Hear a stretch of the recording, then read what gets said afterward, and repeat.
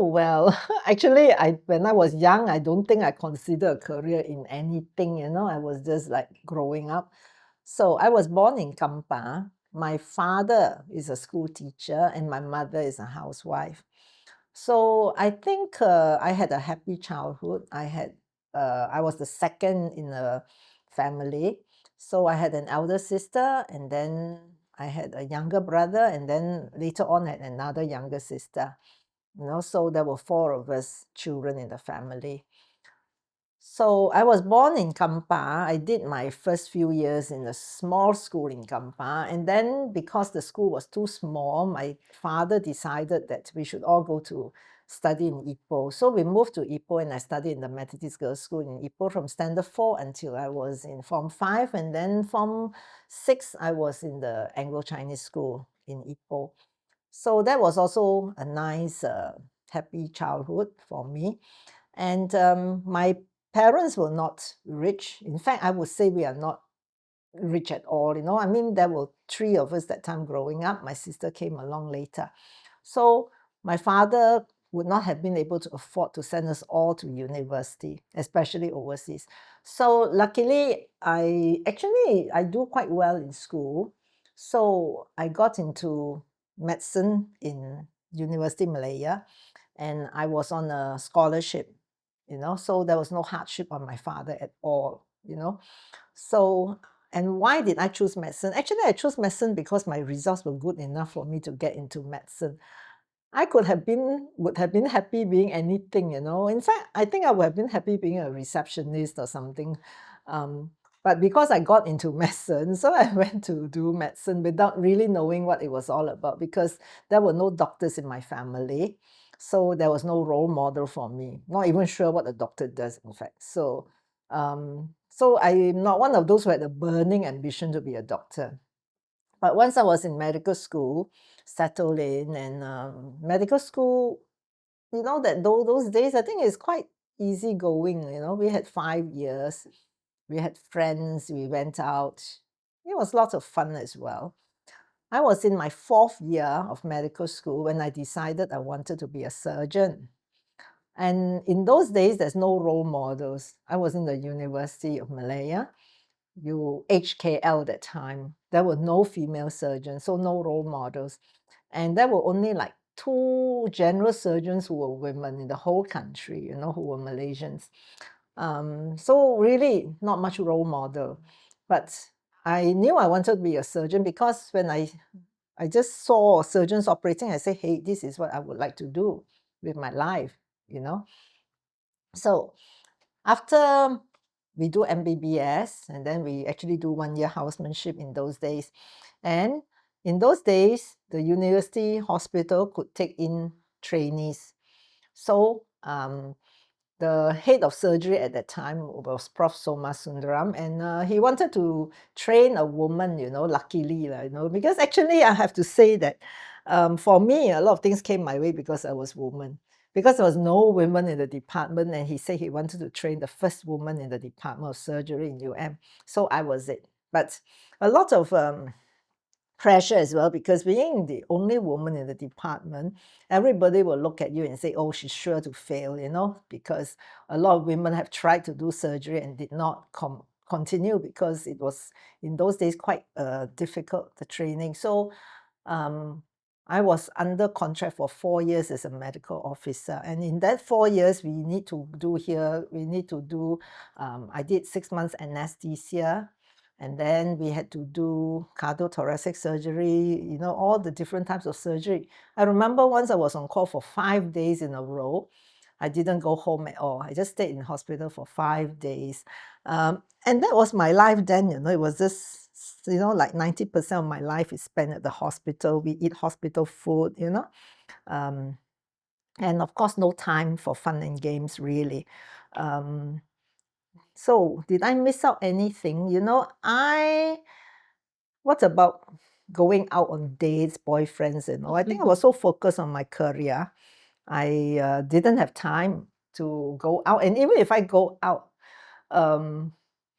most men want to marry a surgeon actually, because when I told my girlfriends I wanted to become a surgeon, that was after we graduated. We had a girls' night. We just talk about our future. And one of my girlfriends said, "You will never get married because as a surgeon, you're so busy, you won't have time to get married." I don't think that deterred me. It doesn't matter if I don't get married. I'll be quite happy being single, you know. And another story from those days, one of my seniors, a man, I was just a medical officer and this was my senior, said that if that woman becomes a surgeon, I'll eat my shoe. So you have negative comments like that, you never get married, you never become a surgeon, you won't be able to take the stress and all that. Now, of course, it's different because there's a lot of women surgeons, but in those days, you are in a minority. But luckily, I did in the third year of my MO training, I did find a man who's not a doctor, so he doesn't know what being married to a surgeon is like. So, and it's actually better for me not to marry a doctor or another surgeon. So he's an engineer. So, and you see, we could sit for fellowship exam 4 years after we graduate, 4 years after our MBBS. So 1985, I went to UK and did my fellowship. I passed the exam, and in those days, you get the fellowship, you come back, you're already a surgeon. So in 1986, of course, after you get your fellowship, the next thing is you want to be a lecturer, because I wanted to be an academic surgeon. I wanted to be a professor, even in those days, because you can see from medical officer, and then you become a lecturer, then you become associate professor, then you become a professor. So to get to the lecturer's post, that time was quite competitive. There were 5 people applying for one post, and I was the only woman, and I got the job. So maybe because I'm a woman, but it's because I work the hardest, because one of the matrons there, she said that because the professor, the head of department, will ask the sister in the ward, who do you think is the best? And of course, the sister said, me, me, me, me, me. Dr. Yip, she's the hardest working. So of course, she said that she was the one responsible for me getting a lecturer's job. So once I got a lecturer's job, that time I was a surgeon in general. I did everything that comes in. And because my mentor at that time, who's the head of surgery, did pediatric surgery, I also did a lot of pediatric surgery. So I was doing general surgery and pediatric surgery, because in those days, there's no pure pediatric surgery. You just do everything. When I tell people that now, because we're so super specialized now, people will say, my goodness, you live in the dark ages. But you must remember, I actually grew up in the 1980s when there were not enough surgeons in the country and surgeons had to do everything. So I was doing that. But because I was the only woman in the department, a lot of women patients came to see me because they don't want to see the men. And you know what they want to see me about? Their breasts or piles. Those are 2 things they don't want men to see. So I was doing quite a lot of breast as well as general surgery, and also I was still doing pediatric surgery. So I decided that I might as well specialize in breast surgery. But in those days, breast surgery was not a subspecialty. But it was becoming a subspecialty in UK because they were starting breast clinics there, and they were starting their screening program. So in 1989, I got the chance to go to UK to do breast surgery training in Liverpool. And that was good. That time I was married. I got married in 1986. And in 1989, I wasn't ready for children yet. And actually, I had a very good husband, who's, I would say most people would say you get married, have children, and that's it, isn't it? I was not ready for children. I still had a lot of things to do. So I was a lecturer then. And as a lecturer, you're so busy. I'm on call like almost every other day. So I went to UK, spent about a year there without my husband, who stayed on at home. And I came back in 1990, but at that time, breast surgery was still not a subspecialty here. And I couldn't start a breast clinic because in those old days, even in the university hospital, we didn't have a mammogram, we didn't have oncology, we didn't have radiotherapy. So we were like, yeah, in this sort of days, that would be like really basic hospital, you know. But that was in the 1980s, 1990s. Finally, in 1993, we got a mammogram and I started the breast clinic then. Because at that time, the hospital director says, we can't start a breast clinic, we don't have a mammogram. And I think that's true. You know, you can't say that you can start a service when you don't have the service available. So, and in 1992, I became an associate professor, which comes with a consultant status. You know, so 5 years as a lecturer, or was it 1986? Oh, 7 years as a lecturer, I became a consultant, associate professor. So I started the breast clinic, but I was still doing general surgery. When I started the breast clinic, because it's an academic institution, I set up a database. So all the patients who had cancer were registered on the database.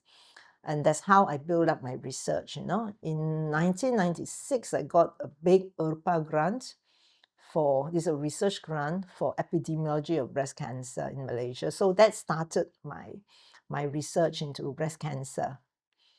After that, what happened? In 2000, I was promoted to professor. Yeah. And I was still very young then, you know. In fact, I was probably one of the youngest lecturers, you know. I was 28 when I became a surgeon, 29 years old when I became a lecturer, you know. So I was still in my early 40s when I became a full professor, which is young, you know, to be a full professor. So that was good now. And then I became head of department then. And actually, for years, I was still the only woman in the department, you know. That's why I actually think I think like a man, you know, because I know exactly what they're thinking, you know. Yeah, I think I'm a pretty cheerful person, you know. I don't let such things, you know, I don't get offended easily, you know. All these things, people can say anything, you know, but, you know, it doesn't matter to me, you know, because I know that, you know, I believe in myself. I don't need other people to put me down, you know. Not easy to put me down anyway. Because you must have confidence in yourself. That's the most important thing. If you don't have confidence, then you are likely to fail, you know, if you keep listening to what all these people say, you know. Oh, yes, I say I had children only, let me see, 6 years after marriage. And I had children only when I was like a consultant. So it's not so stressful because the busiest, the busiest time in my life was when I was a lecturer, when you had to do physically a lot of operating, a lot of calls and all that. Once you're a consultant, it's not so bad because usually you do consultant calls, there's people below you to do the lecturer call, you know, so you're calling only if they cannot manage, you know, and most of the time people can manage, you know.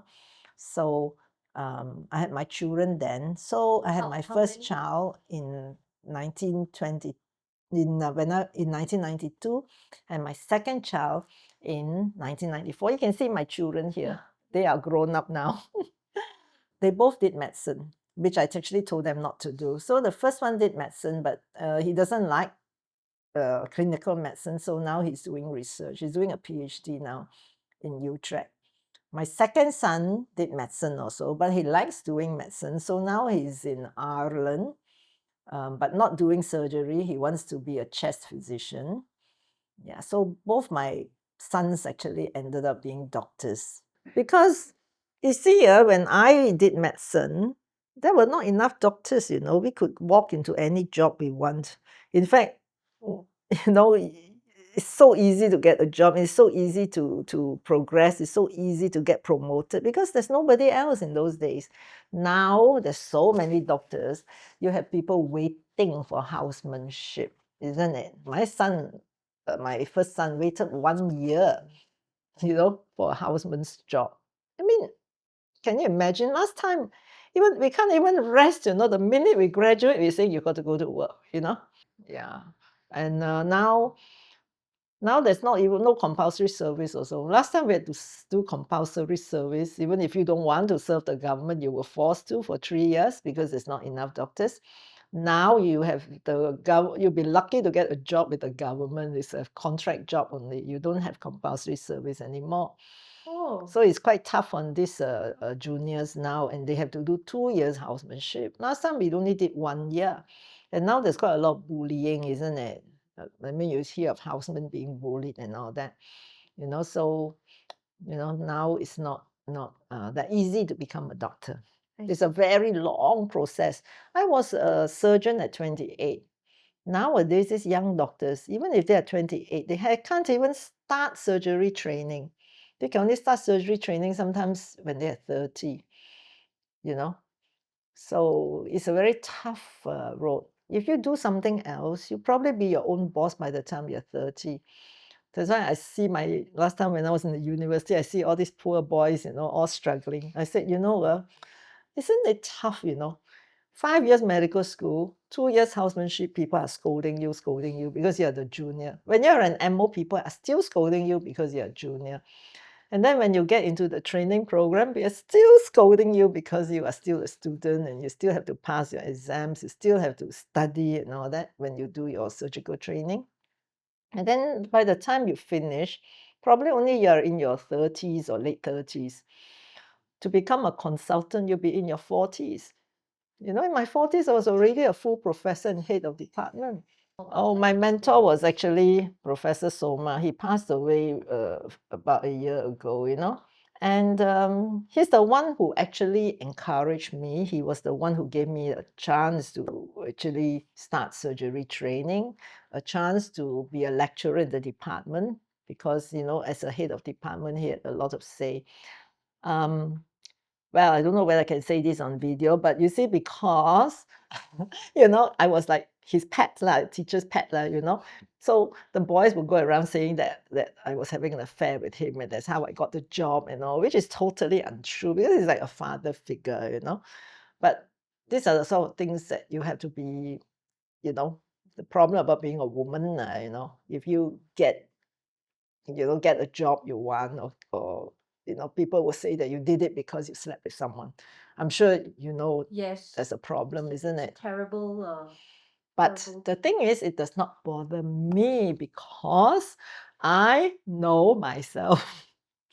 Why should I care what other people say? In fact, I think it's a joke, In fact, I tell people, what they say, because I know it's so totally, totally ridiculous, Oh, I was working and working very hard. You see, I retired from the university at 55 because that time we didn't have to retire at 60, And at that age, you are still able to work. And I tell you, even before that, a lot of private hospitals were asking me to go up because there was no woman surgeon outside doing breast, because if you're a woman breast surgeon, all the women will come to see you, isn't it? Because most of them would prefer seeing a woman, So when I retired, I went to Subanjaya Medical Center and started practice as the breast surgeon. That was the first woman, the first breast surgeon there, So that was like, I was there for like 12 years. I was very happy there. Initially when I left, I felt a bit depressed because in the university, you're the professor, you're somebody, everybody wants to see you. You have meetings here, there, everywhere. And then suddenly you are out there in private practice and you're just a surgeon in private practice. No, but I got my emeritus professor in 2016. So at least now I can say I'm emeritus professor, I still have my professor title, because when you leave the university, you can't take your professor title with you, So yes, that's years and years of being Prof. Yip. Suddenly I'm Dr. Yip, Oh, okay. But I got my Dato-ship in 2012, So I suppose you can say you're Dato Yip, but I don't really use my title that much also. Okay, today I go to work at 6 a.m. I do all my paperwork, like all this, and have a lot of forms, insurance forms to fill and all that paperwork to do. And then 7 o'clock, I'll do my ward round, see all my pre-op patients. And then at 8 a.m., I started surgery. I had 3 operations. So from 8 to about 10:15, I was operating. Then 10:15 came to run my clinic, see as many patients as I can. And then at 11:30, I had another operation to do. Yeah. So that took me about 45 minutes. And then I came back and I saw patients again through lunch. I had no time to eat because 2 o'clock I had another surgery. And this one was an intraoperative radiotherapy. So I have to go up, come down, go up, come down. So, and then after that, I saw patients and I finished about 5:15, I think, or 5:30. And then I went to the ward because I knew you were all coming at 6 o'clock. So I went to the ward, do my ward round, and I came back 6 p.m. So I'm exactly on time. I have to actually plan my day very well. Yes, I have to plan my day very well. Yeah. In the university, maybe it's a bit better because that time you have a whole team of doctors, you know. Of course, I run my clinic and do my operations, but in the university, you're teaching, you know, and you teach surgery. So when you operate, you have to teach your students because we run a big Masters of Surgery program. We train surgeons. So I have to train them to do a mastectomy. And it takes double the time than if I were to do it alone. So in private practice, there's no students, you know. So everything I do myself is different. Whereas in the university, you have a lot of undergraduates, postgrads, and everything. And for me, in the university, of course, university, the most important thing is research. Teaching is second, clinical work is only your third priority, you know. So the research was what actually kept me going in the university for all these years because I got my first grant in 1996. And since then, I've always got some research grant or other, you know. And I think the highlight of my academic life was when I got this high impact research grant. I got 17 million ringgit, you know. At that time, that was in the 2010, 2010, before I retired. There was this push for to be in the top 100, to rank the top 100. So because of that, and to rank top 100, you have to have research. You know, you get to have the enough publications and all. So they push a lot of money then, you know, billions of ringgit for research. So I was one of the lucky recipients because some research need a lot of money, some research don't need a lot of money. For me, for breast cancer, I had 3 research tracks. One was the molecular research, that's genetics. That cost a lot of money. Second was the clinical epidemiology, which was looking at outcomes. And the third, we're looking at psychosocial issues, you know, like survivorship, why women come late, and all these issues, you know. So I was lucky because I had people that I could work with. I work with Cancer Research Malaysia. They do a lot of good work with the genetics. I work with the epidemiologists, you know, and they also do really good work. So it's a lot of collaboration, partnership, and I got to know a lot of people internationally so that we could build ties, networks, and all that. So I think that was the thrill of being in the university, you know, and doing research. Yeah. So I managed to, get quite a lot of papers because the high impact research grant, when we get it, we have KPIs, you know, we have to produce like for the amount of money you get, they will tell you how many papers you have to produce. And not just any paper, must be in top journals, you know. So a lot of pressure there. But well, we thrive on pressure. And then research just sort of feeds itself, you know, you do one and then you do more and more. It just comes on and, you know, it goes by itself. I think I have now about it because it keeps going up, you know, especially when you look at we call it age index, you know. Last time the University of Malaya, all our promotions is based on age index.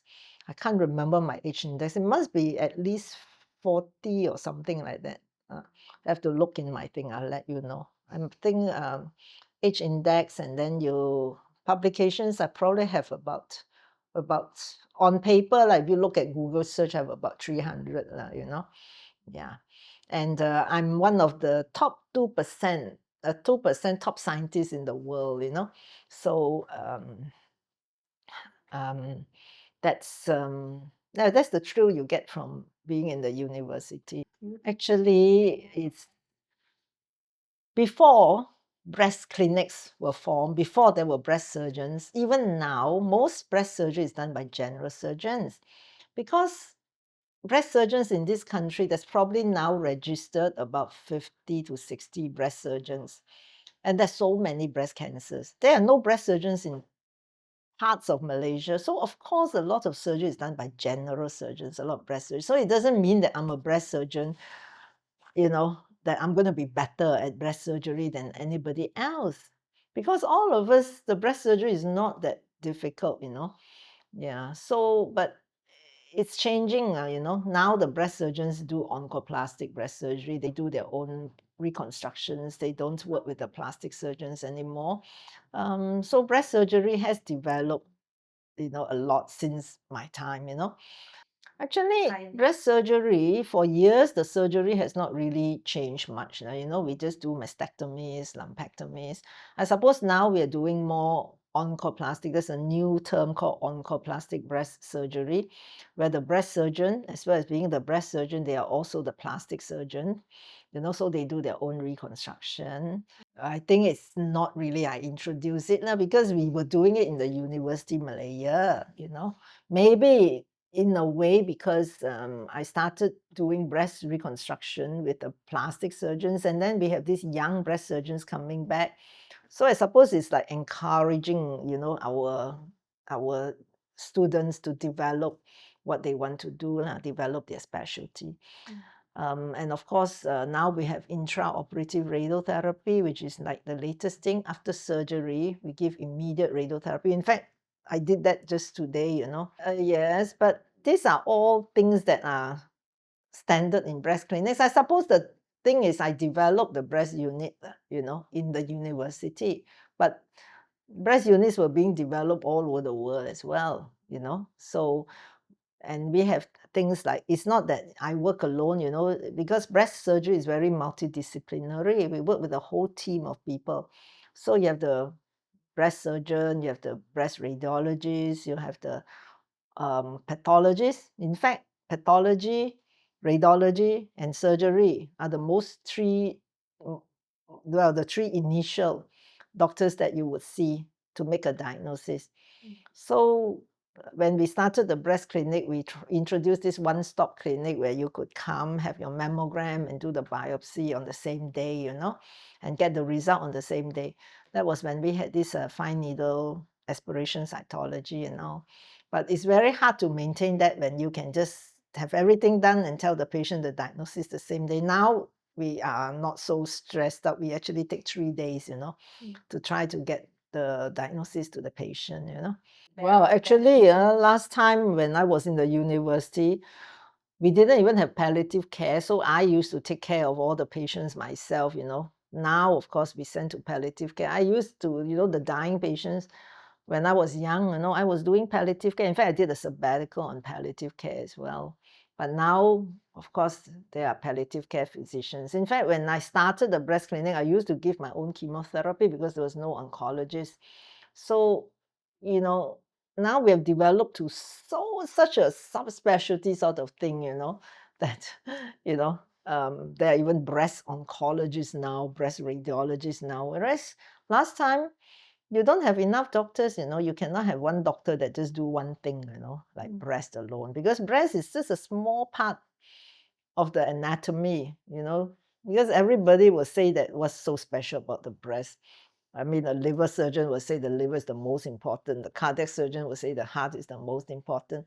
So with this super specialization, I think sometimes the patient becomes, bits and pieces rather than one whole person, It becomes a bit difficult, like patients with diabetes. Oh, I can't treat diabetes. I have to send to another doctor to treat diabetes. When we were young, we have to treat the patient, with diabetes. We have to treat. We can't just refer out to treat, So I think That's the difference between practice then and practice now. We are all very super specialized, and also it's medical legal.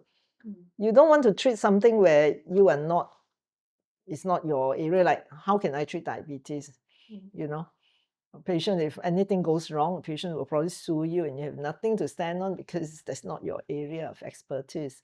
Wow, we have so many aids, like I will tell them, but most of the patients, they come early stage, so the most important to emphasize to them is that breast cancer is curable. Last time I used to work with a breast cancer support group, so we have all these survivors who will come to the hospital, and they are the best examples for the patient. All they have to do is a peer support. This Breast Cancer Welfare Association, they have volunteers that will come to the hospital and they will talk to patients.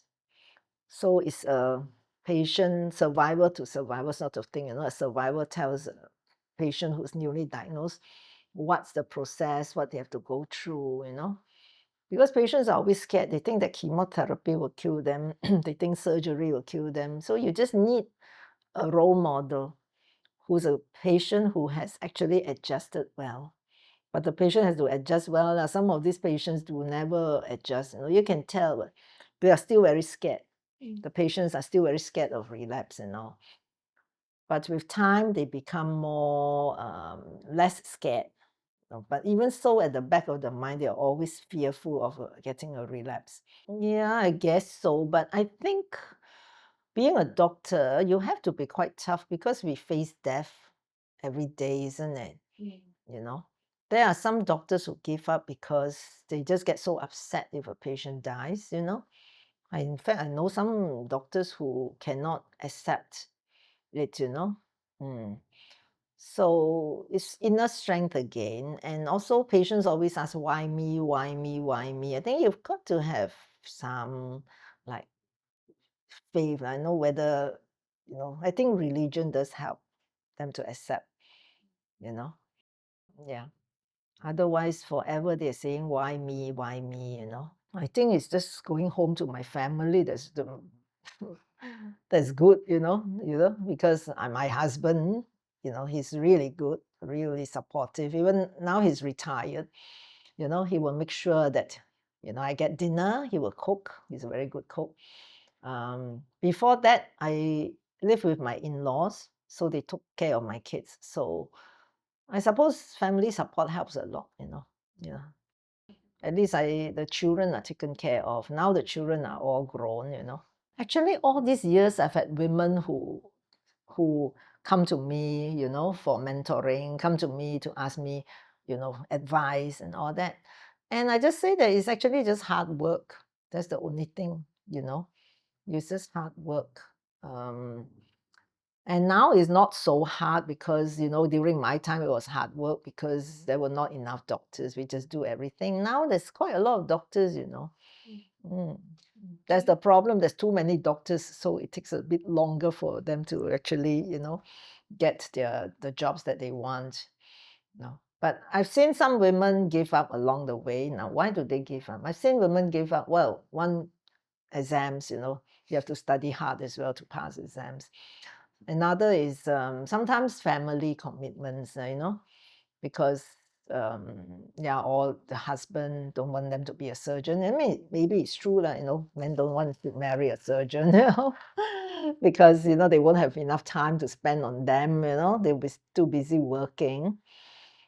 But I think it's the same for any profession. If you want to excel in a profession, not just in medicine, you have to give everything to it, but not at the expense of your marriage or something. So you have to find a partner who understands you.